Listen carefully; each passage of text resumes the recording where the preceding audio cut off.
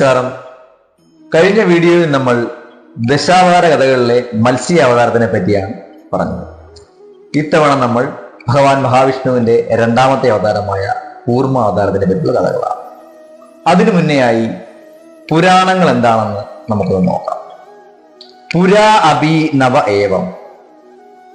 പുരാണങ്ങൾ കാലപ്പഴക്കം ഏറെയുള്ളതാണെങ്കിലും അതിലെ മൂല്യങ്ങൾ നിത്യനൂതനങ്ങളാണ്.